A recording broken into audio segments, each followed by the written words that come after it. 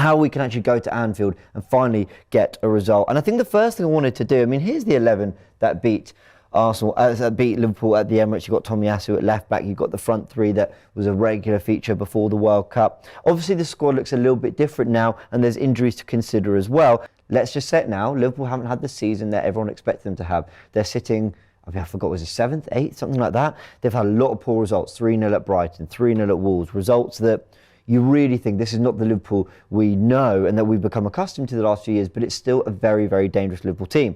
This is the 11. Of course, Tomiyasu started at left back, and what a job he did on Mo Salah. We talked about that, about how Tomiyasu had such a very kind of unique role against Salah, and he dealt with him brilliantly. But I think Arsenal have become even more accomplished in what they're doing in terms of this 3-2-5 build-up shape they have with Zinchenko coming into midfield. So in reality, I'm going for Zinchenko. Partey, Zinchenko, Odegaard, Xhaka. And I dare say that Arsenal has set the trend a little bit for this box midfield shape this season. Guardiola's been doing it a lot more recently. I guess if you're playing a 3-4-3, you kind of get that naturally anyway with your wing-backs getting high up the pitch. But this is definitely something that has caused Liverpool problems. Arsenal need to be able to deal with Liverpool's threat and what Liverpool pose as well. And that's many things. That is a lightning front three. Nunes, Gakpo, they all attack space brilliantly. Salah, of course. Diogo Jota, who's back in the team.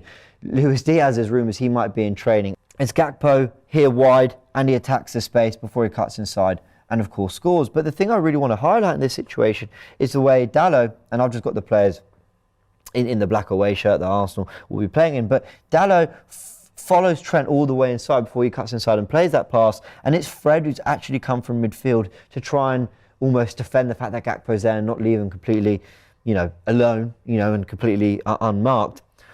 In this situation, I think Arsenal have had a history of dealing with this differently, because what they've got is Bukayo Saka. Bukayo Saka would normally drop into that shape nicely. So when White has to follow Robertson in field, we know Arsenal like to press, we know they like to follow their men around the pitch. Saka's actually always done a very good job, I think, of Stamford Bridge last season, I think of plenty of other games. And when you've got Rob Holding potentially starting at centre-back, it makes sense for that to be more of a back five off the ball, so Saka can drop deep, and if Gakpo comes inside, you've got almost a tight three to deal with a very narrow front three at Liverpool that can cause us problems. Big thank you. Come on, Arsenal. Let's go get this massive win. Mite karete, arigato gozaimasu, channel toroku, ine mo waswezruni. Thanks for watching, and don't forget to subscribe to AFTV Japan.